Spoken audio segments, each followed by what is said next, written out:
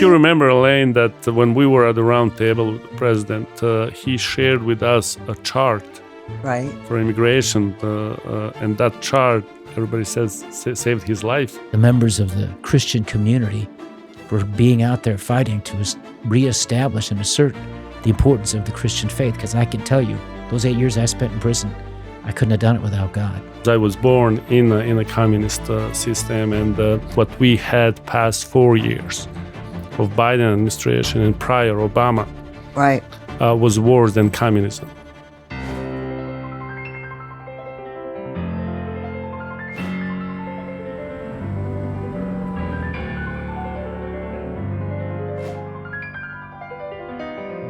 Hi, everyone. I'm Elaine Beck, and we are here at the Proverbs Media Group office in our studio, PMG Studios.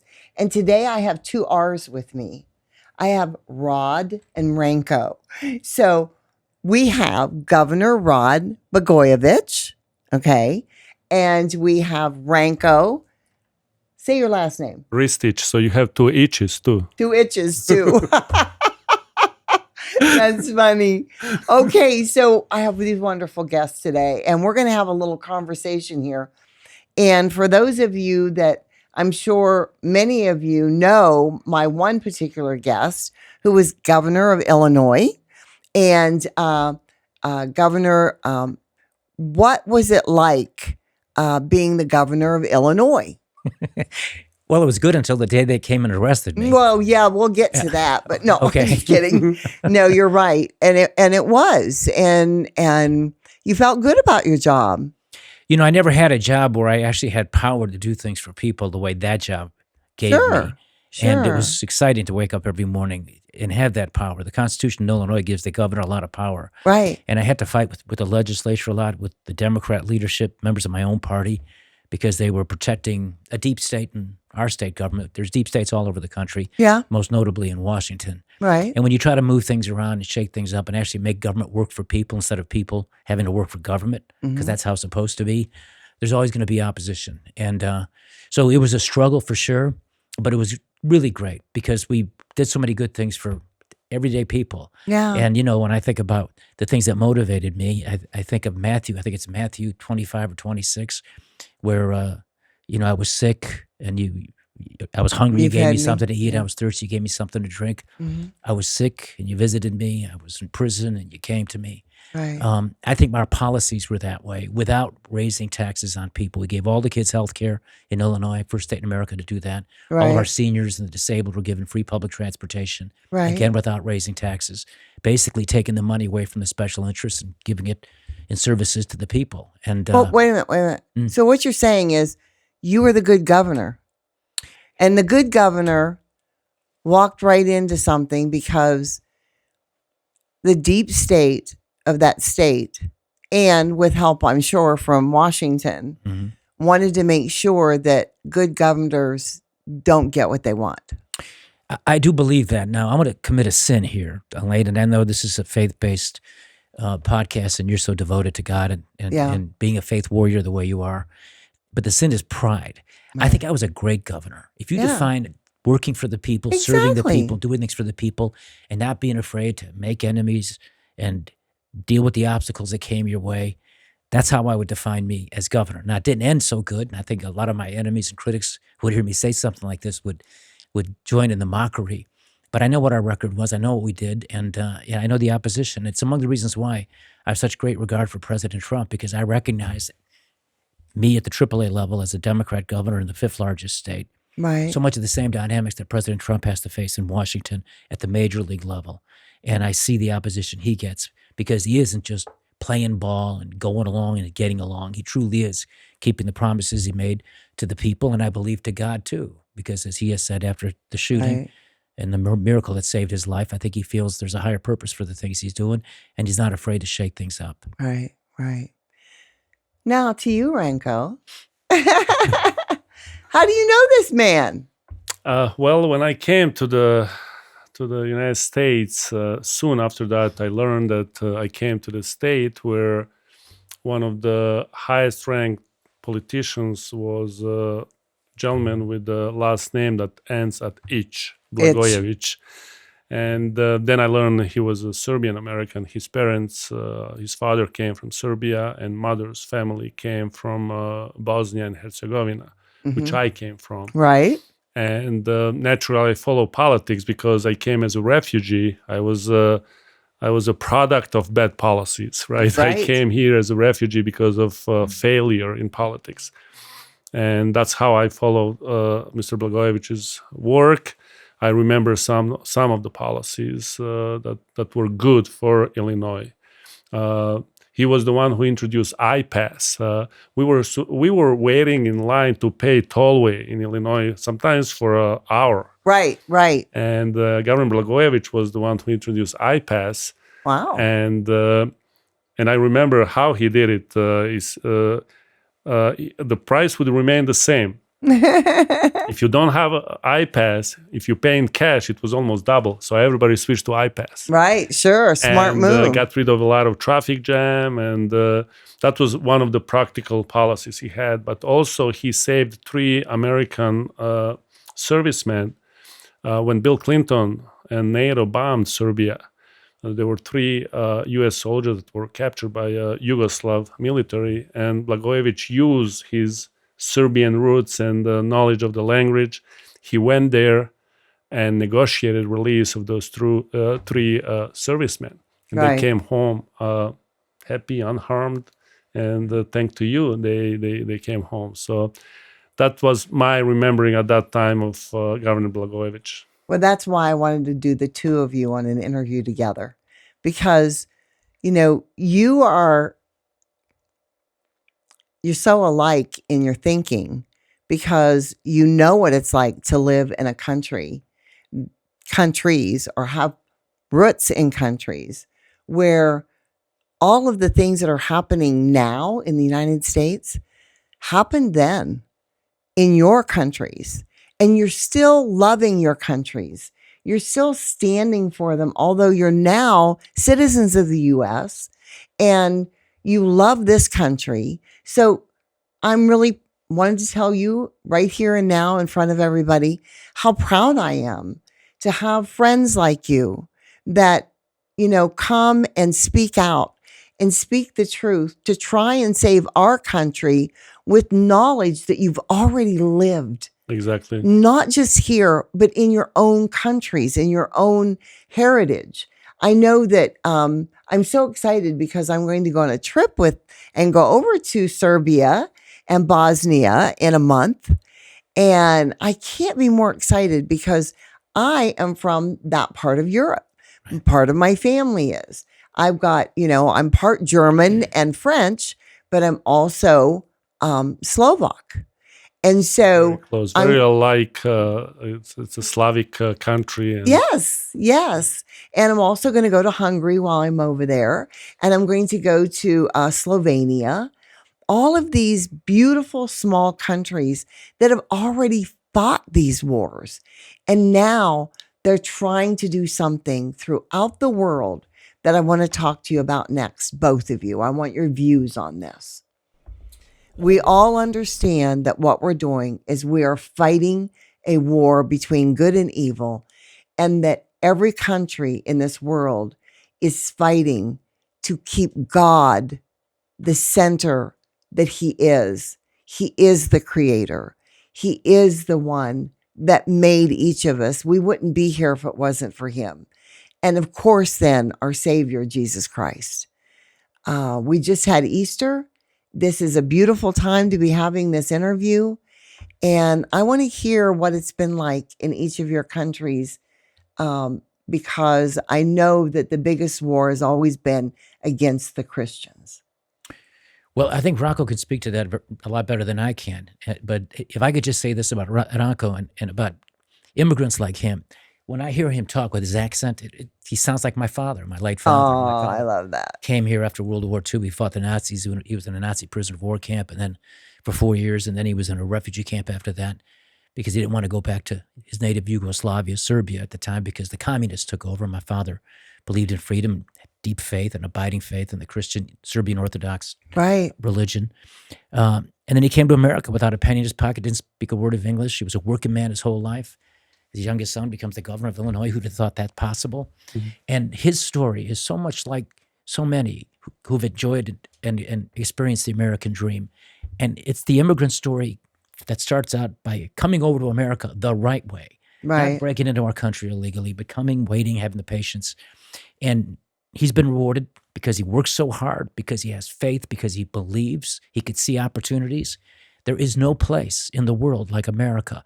And when President Trump says, and you say, and I know you do, make America great again. Amen. Part of making America great again is to bring us back to the recognition that this is a country that was founded on the Judeo-Christian tradition. Amen. The Absolutely. founding fathers were mostly men of faith. And even those like Jefferson who had questions and doubts, had read scripture and was driven by the values taught in the Old Testament and the New Testament. We have to bring ourselves and our country back to that place. And that, among the things President Trump, perhaps the most important thing that he's working to do in this new day. And the Ranko Ristićs of the world are making America great because they're honest, good, hard-working, decent people who seize an opportunity. And this is why people from all over the world want to come to the United States. But we have so many challenges. And as someone who's been through the highs of this country, top of a high mountain, buried in a valley deep and dark, we'll talk about that later. I have to say I'm grateful to you, Elaine, and for all of the members of the Christian community for being out there fighting to reestablish and assert the importance of the Christian faith. Because I can tell you, those 8 years I spent in prison, I couldn't have done it without God. That's right. That's right. That's who gets us through every day.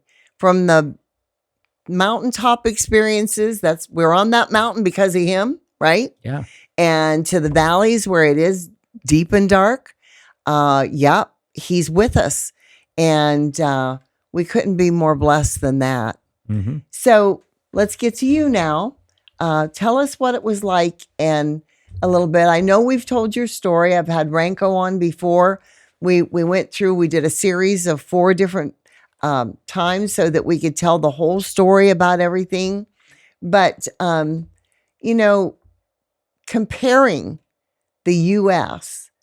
and in the religious factions that we have going on right now that are so anti-Semitic, so hate-filled, so negative, so trying to change the way our children see and think and feel, compared to what it was like prior to when your whole country fell apart. I grew up in communism, so I grew up in a system where Rod's father escaped from. So, right. Because I was born in a communist system, and I can tell you for sure, I guarantee you this, and I can bet my life on it, that this, what we had past 4 years of Biden administration and prior Obama, right, was worse than communism. Right. Where there was an attack on family. Mm-hmm. Where Christians were labeled as extremists, where family, where there's a mother and father and children, was labeled as some kind of weird family because they were not emphasized that there is a parent number 1, parent number 2, where you don't know who is male or female. Constant attack on family through a school system where we send our children, we raise them to be Christians, to be conservative, to be common sense. We send them to these fancy colleges. Right. We paid a lot of money, and then we get back our kids that are brainwashed. That's right. And I think that was the biggest danger, bigger than communism, in my opinion, because I went to school in communism. It was not as bad. Well, I've been really shocked lately that I've heard many times in conversation just this last week about how many people want communism and socialism. Yeah. They've been so brainwashed. Right. They've been so, attacked by the school systems, not just colleges, but even the younger children, and the city, from the city up. From the school systems up, I should say, they're all looking to try and prove that socialism and communism are the best way to go. And there's people that are actually believing this. Can you tell us a little more about what it was like to live with communism? But it's very strange now when you look at Europe. All those former communist countries actually are fighting for freedom more than Western Europe. Right. Western Europe is turning into something.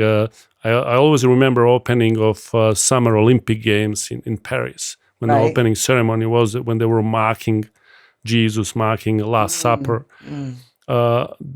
In Eastern Europe, actually today you have an awakening that's, I think President Trump would find the biggest support in Eastern Europe, much, much bigger than in Western Europe.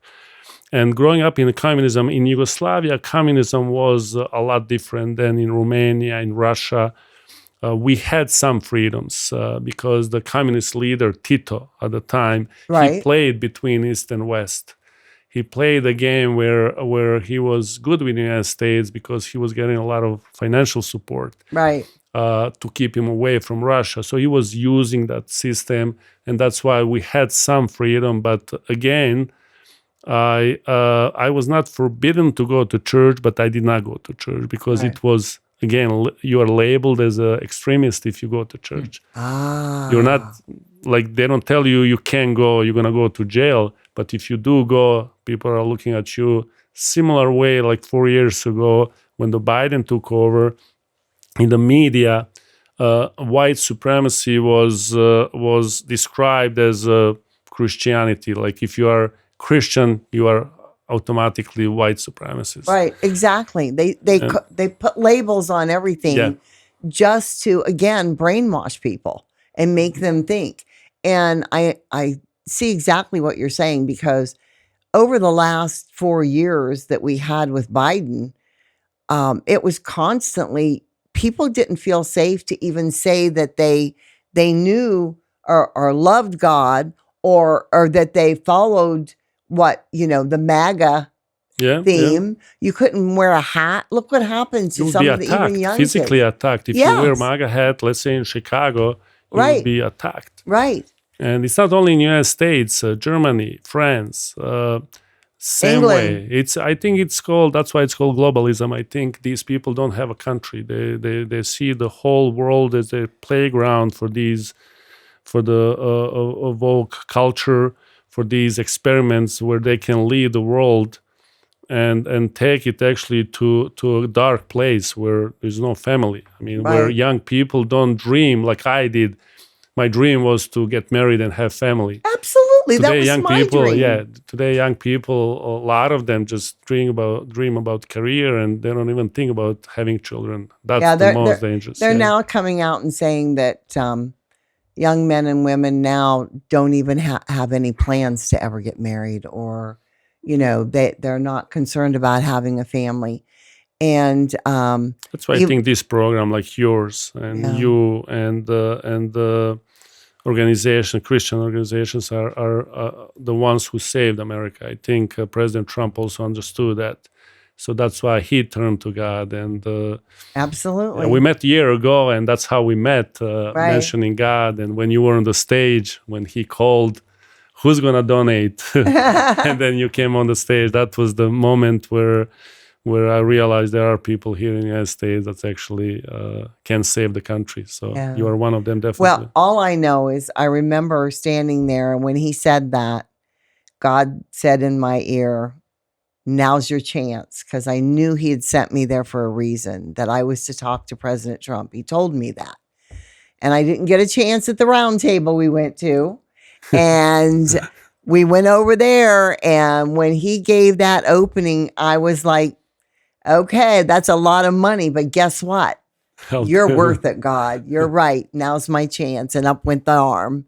I get a lot of trouble with this arm. He's always going up for things. Don't go to auctions. I just did last Saturday. That's why I have a new puppy. Okay. And if you remember, Elaine, that when we were at the round table with the president, he shared with us a chart for immigration. And that chart everybody says saved his life. That's what Because saved his life. That is was right. behind on the stage when That's he why turned he around. turned his Yes. head. That you know, it's moments like these when we bring up subjects like this that you just feel the presence of God, because you know he had to have been present in that moment, just like he's present in this moment. He's everywhere all the time, and all you have to do is open your eyes. And when you serve him, when you say, God, I'm open to do whatever you want, he will give you the desires of your heart. I'm always telling people, don't think, I was raised, just you pray now for what you need and what things like that. You shouldn't pray selfishly. Well, guess what? God says, I will give you the desires of your heart. Just follow me. I mean, how can you ask for more than that? After all, he sent his son to die on the cross for us so that we would not have to pay for all the sins that we commit, knowing how evil we really are. So, Elaine, I had 2,896 days in prison to catch How up many? on 2,896 days. Wow. To catch up on my reading. And I read a lot. And I read the Bible every day. We'll talk about that, I think, a little bit later. But I read a lot of history books and different kinds of things that I think help me, as the Proverbs say, acquire knowledge, which leads to wisdom. And in addition to the Bible and history books and biographies, I read and reread sermons by Dr. Martin Luther King. And one of his sermons, he talks about how our God is able. That's what he entitled his sermon. But he talks about there's something in the universe. He says, for example, the arc of the moral universe is long, but it bends towards justice. And he says, but there's something in the universe, if you look through history and you see that eternal struggle of good versus evil, that something always sort of tips the balance towards the good. And I've thought long and hard about that because I had so much time to think. Sure. Right? And thought of all kinds of historical examples how that happened. Right. And what that is that's God intervening in the affairs of people. Right. Just kind of just handicapping it just a little bit, nudging it so that good ultimately prevails. Because this is the imperfect world, and God willing, we all live our lives in ways that we can be rewarded in the heavenly world. But here, it's never going to be perfect. But still, my study of history and my faith informs me that ever so often there are events where God intervenes. And Ranko talks about that chart and President Trump turning ever so slightly to avoid that bullet that grazed his ear and saved his life. Surely that was from God. Absolutely. And science didn't do that. No. That was divine intervention because miracles do happen from time to time. And I think it's important for your listeners who probably agree with this anyway, but when the times are tough and they're facing hard times, I can only tell you from my personal experience, the relationship that I feel developed during my years of exile with a loving God not only got me through it, but gave me a better perspective and appreciation for how the world works and more faith and more hope that in spite of the hard times and the craziness that we're facing in our times, and Ranko's going to talk more, I guess, about some of the issues that are taking place in his native Bosnia, the Republic of Srpska in particular, right, where the government officials are denying the Srpska president Dodik an opportunity to celebrate an important saint's day and the Serbian heritage. In spite of all of that, I think we have reason to be not only hopeful, but optimistic that, God has already intervened and he's got this significant person running the most significant country in the world and moving things in directions that are very different from what the establishment wants. Yeah. And that's why where Ranko comes from is part of this story. You remind me of someone in the Bible, and your story does too. And that would be Joseph. What they meant for evil, God meant for good. That's Genesis right. chapter 50. That's right. I love that story. He didn't do it either. No, he didn't. No. Thank you for saying exactly. that. Yeah. And that's very true, and yet look how God used him. So all I can say is I can't wait to see what God's got in store for you. Can you? Thank you. You know what? It's happening now. Yeah. I was given a new beginning. We just celebrated Easter. That's the ultimate new beginning, Yeah. isn't it? Yeah. And I'm so blessed and lucky and fortunate. I've got 2 beautiful daughters, and my wife, she defied all the odds, Elaine. When I was arrested on a Tuesday at 6 o'clock in the morning, sitting governor, on Thursday, Las Vegas, they were betting. They bet on my marriage, and the odds makers had it 9-1 that the First Lady of Illinois was going to dump the governor of Illinois and find somebody else. But she knew you. You know, it's like, this is the thing that I've never been able to understand. Why do people think that they can talk to someone else's life when they don't even know you? Your wife knew you. It's just like, why don't they understand that God sees, knows, and hears everything? Your every thought, your every, he says right in the Bible that he knows the intent of your heart. Yes. He even knows the intent, what your intentions, why you did that certain thing, good or bad. Yes. He knows. So they think that they can hide behind something. They think that it's okay. And yet a man like yourself was put to a huge test. And your wife was put to a huge test. You knew each other. They couldn't overcome that. They could bet all they wanted, but they couldn't make it anything less than what it was. 2 people loving and knowing each other and not being able to be taken apart. I think it's a beautiful story. Oh, that's fantastic. You just gave me a thought. I think when I go home tonight, I'm going to bring her some flowers. I think that's a great idea because it's true. It took both of you, and it took both of you to have a strong enough love and bond through being married in the eyes of God, which these young people just don't seem to care about anymore. It's like, let's live together. Let's have children. Let's do whatever. But it's that being married in the eyes of God and that closeness that is not severable by anything, including 8 years of separation. Right. So this is exciting. I feel so happy to be here with the 2 of you. And I'm looking forward to our trip. I can't wait to see the churches and meet the monks and all of the different people that are going to be there. It's such an honor. Ranko has invited me to go to Bosnia and to Serbia and see all the truth of what's really happening. And sadly, we're going to get into some political things that our government, the United States, has done over there. But I want to remind you all of something before we go any further. And that is that the United States is a wonderful country. It's got a lot of wonderful people. The people are truly the government. We are the ones that, it's just like, Christ Church is made up of his children. Mm-hmm. Well, our country is made up of those same children, but we have a lot of outside influence that comes in. And realistically, over the last 30 years, ever since, Reagan was in office, President Reagan, we've had only a few years, only a handful of years, that we weren't under the rule of the people that follow the Bidens and the AOCs and the Obamas, and even some of the people that were there stating that they were Republican were working with the deep state the same as the rest were. This is a very sad thing for me to have to think about, or any of us. But that's our reality.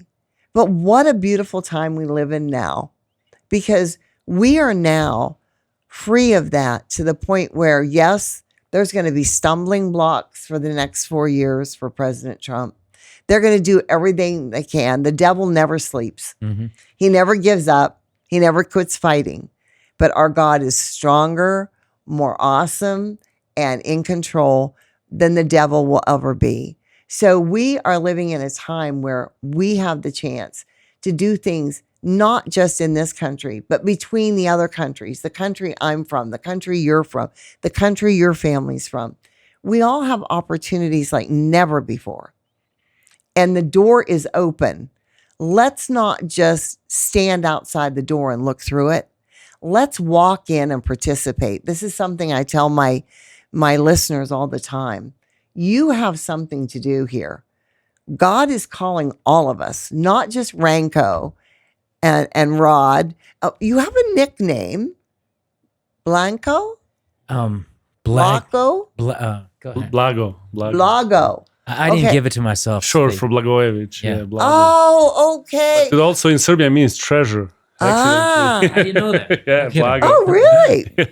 See? Yeah. Joseph, treasure.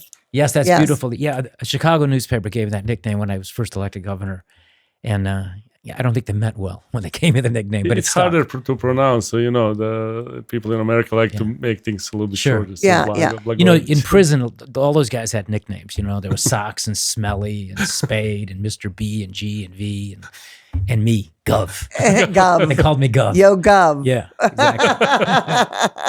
Yeah. Isn't it wonderful? We can look back and smile. And that's only because of the Lord. I firmly believe that. Only because my of own the Lord. life experience tells me that. Yeah, yeah. And I think God is playing a role in guiding the new policies in America today. And I keep talking about Ranko here, but among the many things that immigrants who came the right way, like Ranko, who've chased the American dream, who are pursuing opportunities, who haven't forgot their roots, who find connections between the place they came from and the reverence of the Serbian Orthodox Christian faith that Ranko worships, and then coming to the United States, it's a re-energizing of the appreciation that this is the only country in the world where you can have the opportunities to become very successful like he has in business, but also appreciate the freedoms that we have here and recognize the threats to those freedoms, which Ranko understands and recognizes probably better than anybody, except maybe for me because I had mine taken away. And I have to say, before my troubles, I would have never imagined our government could be so wicked and so dishonest. No. Right? And yet today, and the Democrat Party that I was part of for so long that I don't recognize anymore, they truly do worship the state and worship government over family, Yes. over God. Oh, yes. And they're willing to butcher common sense in furtherance people. of that. And people. And people. And people, well said. That's right. Very No, cynical about it. Right. Right. They want us to not have walls. They don't want, they want to let everybody in. They don't care what happens to the people that have served and grown this country. I sit here as a senior member of this country who has been part of the building of the country and the love of it, and watched our men go off to war after war and all the things that we did to fight for this country.